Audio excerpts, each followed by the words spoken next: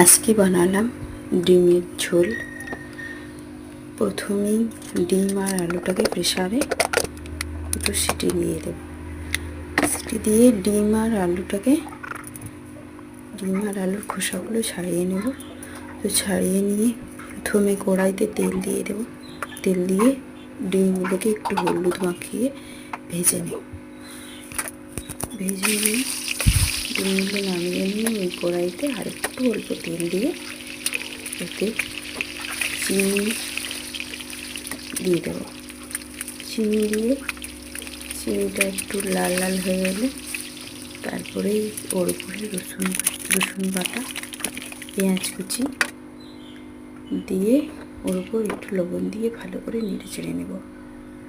নেড়ে চেড়ে নিয়ে পেঁয়াজটা একটু নরম হয়ে এলে ওর উপরে আদা বাটা, লঙ্কার গুঁড়ো, হলুদ গুঁড়ো দিয়ে ভালোভাবে নেড়ে চেড়ে নেব। নিয়ে একটু জল দিয়ে কষিয়ে নেব। কষিয়ে নিয়ে ওই কষা মশলার উপরেই দিয়ে দেবো আলু ছাড়ানো আলু সেদ্ধটা দিয়ে ভালো করে নাড়াচাড়া করে উপরে দিয়ে দেবো ডিম দিয়ে ভালো করে আর একটু নাড়াচাড়া করার পরে এবার ওতে আমি জল দিয়ে একটু ঝোল করে নেব। তো ঝোল রেডি। আমার নতুন চ্যানেল, সবাইকে বলবো আপনারা সাবস্ক্রাইব করুন যদি ভিডিওটা ভালো লাগে, এবং নতুন নতুন ভিডিও দেখার জন্য অবশ্যই সাবস্ক্রাইব করুন।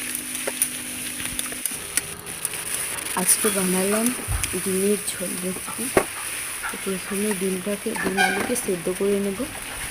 সেদ্ধ করে নিয়ে ওর খোসা ছাড়িয়ে দিয়ে একটু হলুদ দিয়ে মাখিয়ে কড়াইতে তেল দিয়ে